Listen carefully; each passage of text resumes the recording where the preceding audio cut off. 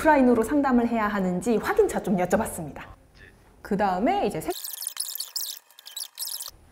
저도 이제 상담해 주세요. 뭘 상담해 드릴까요? 쇼핑몰 시작은 안 했는데요. 네. 잘 나가는 대표님들 정보 좀. 가장 큰 특징이라 그러면은 다 책을 좋아해. 잘 나가는 대표님들은 중요한 고객이기 때문에 방문을 좀 많이 갔었어요. 조셉이랑 같이. 이 책 읽으셨어요? 그러면은 아, 그 책 좋죠? 하면서 양쪽에서 티키타카가 되고 나는 직원들이랑 이제 관계가 좋다. 근데 또 이제 근로자 수가 그렇게 많지가 않단 말이에요. 저는 처음에 생각했던 게 직원 관리가 너무 힘들다 보니까 내주화를 시켜가지고 효율화를 시키는구나 이 생각을 했는데 조셉이 바라보는 관점에서는 진짜 중요한 일과 중요하지 않은 일을 나눴고 그 중요한 일을 소수의 믿을 만한 사람들한테 맡겼기 때문에 그 구조가 된 거다 이 얘기를 하시더라고요. 가장 잘 나가는 사장님이 해주셨던 말씀이 있는데 그분이 새로운 사업을 하셨을 때 2달, 3달 만에 80억을 찍으셨거든요. 그 다음 해에는 매출액이 약간 떨어지긴 했었어요. 그래서 왜 떨어졌냐, 원인 분석을 해보셨냐 라고 물어봤더니 당연히 해봤고 트렌드를 따라가지 못한 것 같다라고 얘기를 했고 다음 해에는 완전히 좀 달라지신 케이스가 있었어요.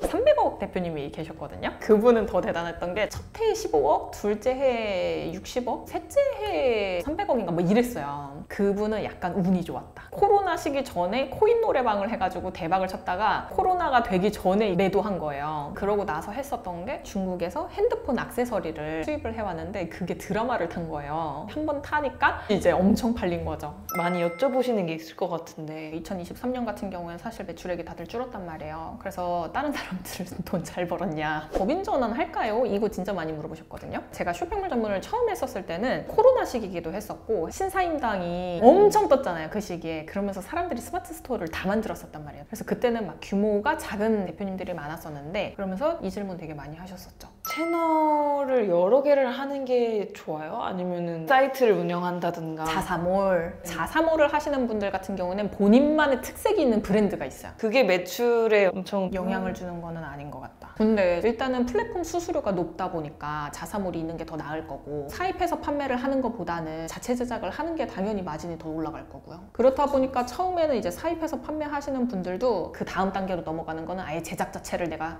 하는 거지. 그런 루트로 가는 게 안전하긴 하겠네요. 저희도 그 방법을 추천을 드리기는 해요.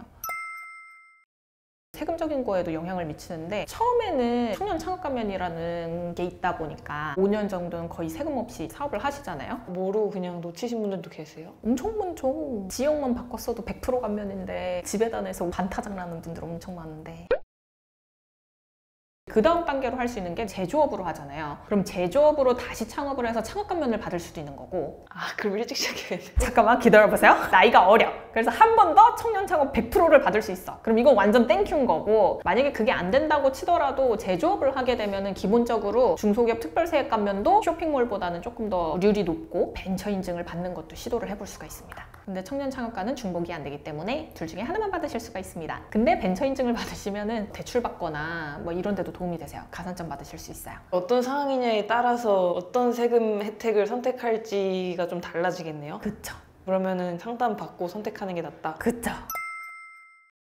제조를 해가지고 판매를 하면 완전 새롭게 시작해야 되는 게 아니라 이어가는 구조는 되는 거예요. 그걸 할 수가 있는데 실수하지 말아야 되는 게 원래 본인이 쇼핑몰을 하고 있던 사업자에다가 제조업을 추가하면 안 돼. 추가는 창업이 아니기 때문에 창업감면을 못 받아요. 그럴 때는 아예 제조업으로 해서 사업자 등록증을 하나 다시 내. 그렇게 하고 내가 이 제조업에서 만든 물건을 내 쇼핑몰 사업장에다가 넘겨서 거기서 판매를 하는 형식으로 해야 돼요. 이거 엄청난 꿀팁이네. 그러면 이제 세금 얘기도 좀 물어봐야지. 일단은 의류 쇼핑몰 하시는 분들 동대문에서 이제 물건을 사오잖아요. 이 물건 주세요 하면 이제 사입삼촌이 배달을 해주는 이 구조로 되어 있는데 거기가 결제 시스템이 어떻게 되어 있냐면 살 때는 물건 가격만 보내요. 부가세는 안 보내고. 그렇게 하고 그 다음에 이제 세금 계산서를 끊을 때 부가세만 따로 보내는 거예요. 10%를. 대표님들이 끊어줬겠지 라고 생각하는데 떼먹히시는 분이 엄청 많거든요. 실제로 끊겼는지까지는 체크해보지 않는 사장님들이 엄청 많으세요. 또 문제가 뭐냐면 통장이랑 대표님이랑 사업자가 안 맞아. 사업자를 자주 바꿔서 그런 것도 있고 돈 자체를 사입삼촌한테 줘서 그럴 때도 있어요. 그러니까 첫 번째로는 내가 이번 달에 어디에서 물건을 샀는지 정리를 하시고 그 업체 목록이랑 세금계산서 끊기는 거랑 한번 세팅은 하셔야 돼요. 발행이 진짜 됐는지. 성실신고 대상자라 그래서 매출액이 15억 넘어가면은 통장을 입력해가지고 저희가 세금신고가 들어가거든요. 통장을 받아서 정리를 하려고 해도 매칭이 안 되는 것들을 우리도 어떻게 할 수가 없단 말이에요. 결국에는 대표님한테 이것 좀 매칭시켜주세요 라고 해야 되는데 그게 1년치가 모이면 너무 많고 한 달 한 달씩 정리를 해놔라.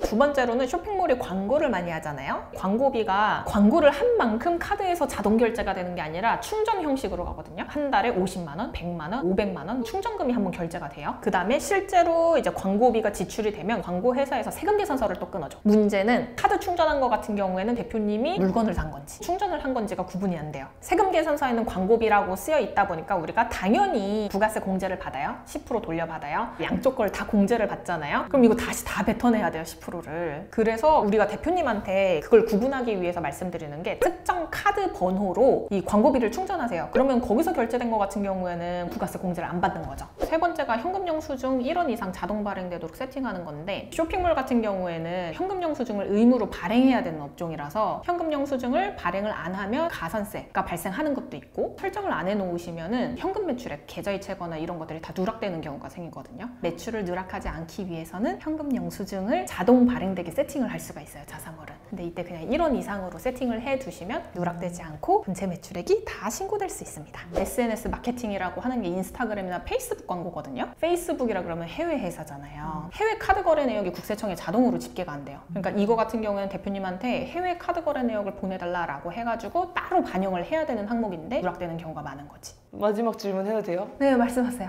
세무 지식을 얼마나 알아야 할까? 세무 지식? 근데 욕심 같아서는 다 알려주고 싶죠. 적어도 세금 신고 날짜만 알아두자. 어차피 시기가 오면 우리가 이때 이거 해야 됩니다 하면서 다 해드리잖아요. 언제까지 내가 어떤 업무를 처리를 해가지고 전달해야 되는구나 라는 이제 생각만 가지고 일자만 맞춰서 해주시면 문제 없지 않을까요?